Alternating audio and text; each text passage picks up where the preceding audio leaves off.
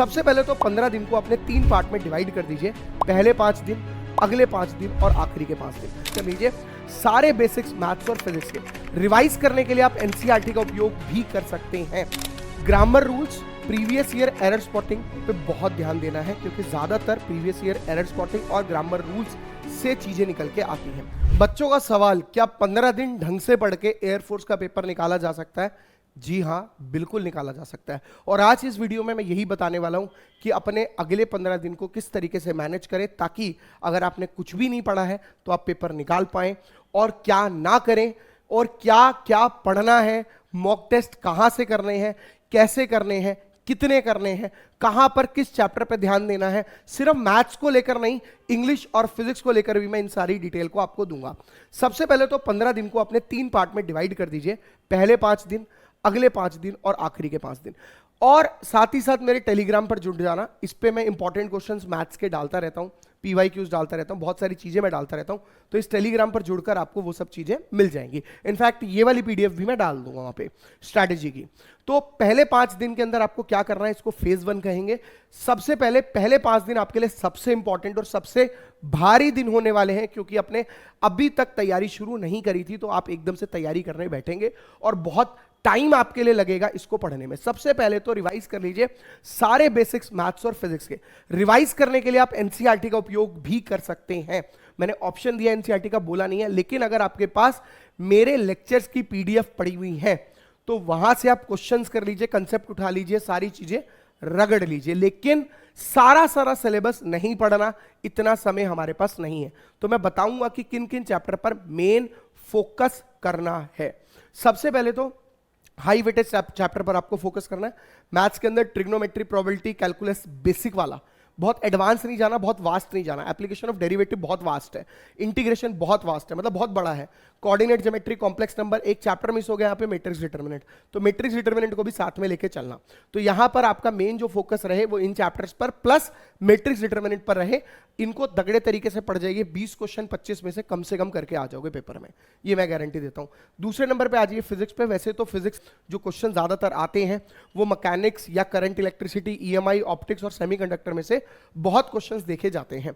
English के अंदर English आपकी उतनी ज्यादा खतरनाक नहीं आती, सबसे खतरनाक आपकी फिजिक्स ही होती है। दूसरे नंबर पे मैथ्स, तीसरे नंबर पे इंग्लिश के 20 क्वेश्चन आते हैं। Grammar rules, previous year error spotting पे बहुत ध्यान देना है, क्योंकि ज्यादातर प्रीवियस ईयर एरर स्पॉटिंग और ग्रामर रूल्स से चीजें निकल के आती हैं। अपना डेली का रूटीन क्या रखना है आपको, मेन आप फोकस करिएगा मैथ्स के अंदर 4 घंटे, फिजिक्स के अंदर 3 घंटे, इंग्लिश के अंदर एटलीस्ट 1.5 घंटे और आधा घंटा कम से कम प्रीवियस ईयर क्वेश्चंस की प्रैक्टिस को दीजिए कहीं से भी। अब सबसे बड़ी बात आती है कि सर मैथ्स के अंदर 4 घंटे, फिजिक्स के अंदर 3 घंटे, ऐसा नहीं है। आप इसे इंटरचेंज भी कर सकते हो। अगर आपकी फिजिक्स अच्छी है तो मैथ्स के अंदर टाइम ज्यादा दीजिए, मैथ्स अच्छी है तो फिजिक्स के अंदर ज्यादा टाइम दीजिए। तो ये आप इंटरचेंज भी कर सकते हो। और अगर आप इतने घंटे नहीं दोगे तो ये सिलेबस आपका खत्म होगा भी नहीं। This is the minimum number of hours.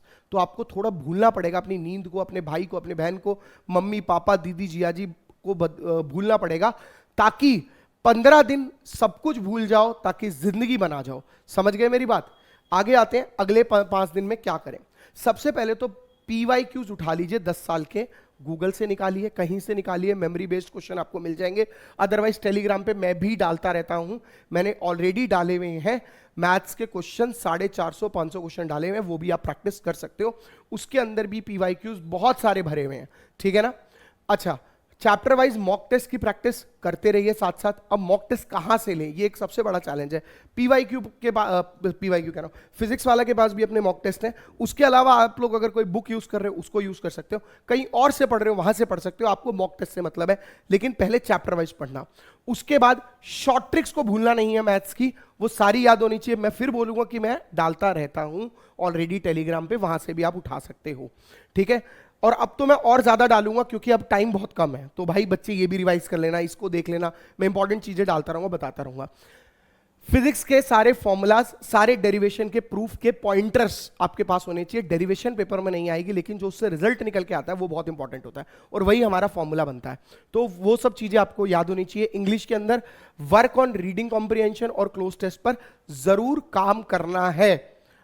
जो बीच के 5 दिन है उसमें ये आपका थोड़ा लाइट रहेगा। पहला 5 दिन आपका थोड़ा मुश्किल, आखिरी 5 दिन मेन लाइट नहीं रहेगा, आपका कॉन्फिडेंस अप भी कर सकता है और डाउन भी कर सकता है। अब समझिए कैसे, क्योंकि पहले लास्ट के 5 दिन के अंदर आपको फुल लेंथ के मॉक टेस्ट देने डेली, डेली फुल लेंथ के मॉक टेस्ट दो, और कम से कम 2-3 तो दो मिनिमम, पूरे टारगेट बना लो, टाइम मैनेजमेंट करो, टारगेट बनाओ 60 मिनट में 70 क्वेश्चन हो जाए। नहीं होंगे मुझे पता है, लेकिन तरीका बड़ा सिंपल है। आप पहले 60 मिनट बैठे, आपसे 70 की बजाय 50 क्वेश्चन हुए, तो आपने टाइम नोट कर लिया, भाई पहले मॉक में मैंने 60 मिनट लिए और मैंने 50 क्वेश्चन करे, लेकिन अगले 20 क्वेश्चन में मुझे 15 मिनट लगे। अब आप अगले मॉक टेस्ट के अंदर ना सिंपल करना है, आपने ये टारगेट करना है कि अब जो 50 मिनट है, इस 50 मिनट के अंदर अंदर मुझे जो 60 मिनट में मैंने 50 क्वेश्चन करे थे, उसमें मुझे सिर्फ 55 खत्म करने हैं, और जो 15 क्वेश्चन बचे हैं वो मेरे, भाई पिछली बार मैंने 20 क्वेश्चन 20 मिनट में करे, तो ये 15 क्वेश्चन 15 में नहीं, मेरे 10 मिनट या 12 मिनट में होने चाहिए। तो आप टाइम को दोनों को कम करते हुए चलिए, इससे क्या होगा, आपका दिमाग में एक ही बात होगी, अरे इतना सही तो करना है, और वो धीरे धीरे आपकी प्रैक्टिस, टाइम, चीजें मैनेज होने लग जाएंगी। बट टाइम लेगा, और टाइम आपके पास बहुत कम है, आखिरी के 5 दिन बचे हुए हैं, तो डेली 3 से 4 मॉक तो कम से कम लगाना, ठीक है। उसी टाइम अपनी मिस्टेक को एनालाइज करना, एक कॉपी बना लेना, नोटबुक बना लेना अपनी, जिसमें आप गलती कर रहे हो, ठीक है। उस मिस्टेक को आप एक बारी रिवाइज करना, देखना जो आपने मिस्टेक बनाई होगी, मैं कहां गलती कर रहा हूं या कर रही हूं। उसके बाद सबसे ज्यादा जो मेन टारगेट आपका होगा वो होगा स्पीड और एक्यूरेसी। वही मैं बता रहा हूं कि आखिरी के 5 दिन हमारे स्पीड, एक्यूरेसी एंड टेंडेंसी के ऊपर जा रहे हैं कि हम कितना कर पा रहे हैं, ठीक है। अब क्या ना करें वो भी बहुत इंपॉर्टेंट है, या किन किन बातों का ध्यान रखें। सबसे पहले तो भाई मेरी बात समझिए, ढंग से सोइए, लेट नाइट क्रैमिंग को अवॉइड करिए। मतलब कुछ बच्चे देर तक रुकते हैं, रील्स देखते हैं, ये करते हैं, वो थोड़ा अवॉइड करना। और स्लीप वेल का मतलब है यहाँ पे 6 से 7 घंटे मैक्सिमम, 8 घंटे में मत जाना, कोशिश यही रहे 6 से 7 घंटे डेली सोएं। कम मत करना, नहीं तो चीजें दिमाग में घूम जाएंगी, उतना पढ़ नहीं पाओगे, दिमाग को रेस्ट नहीं मिलेगा।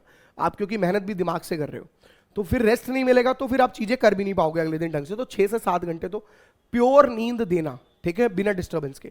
फॉर्मूला शीट और ग्रामर के नोट्स अपने हाथ के जो तुम्हारे बनाए होंगे उनको बार बार रिवाइज करते रहना, डिसिप्लिन में रहना। बेटा याद रखो, यही 15 दिन आपकी पूरी जिंदगी बदल सकते हैं, तो इसीलिए डिसिप्लिन में रहना, कंसिस्टेंसी में रहना। 15 दिन, सिर्फ 15 दिन ही तो है, ये सोचो कैलेंडर पे बना लो, काटा दिन, आज का दिन सक्सेसफुल, मजे आ गए, काटा अगला दिन, आज का दिन सक्सेसफुल, मजे आ गए। इस तरीके से कॉन्फिडेंस बहुत मैटर करेगा, क्योंकि मैंने आपको बोला कि भाई एंड में आ गए हो तो कॉन्फिडेंस बहुत मैटर करेगा, क्योंकि आते हुए क्वेश्चन भी गलत कर दोगे अगर कॉन्फिडेंस नहीं हुआ तो।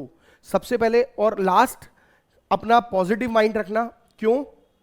क्योंकि अगर आपका माइंडसेट पॉजिटिव होगा कि मैं पेपर क्लियर कर सकता हूं या कर सकती हूं, तो बेटा आधी जंग तो आप वहीं जीत लेते हो।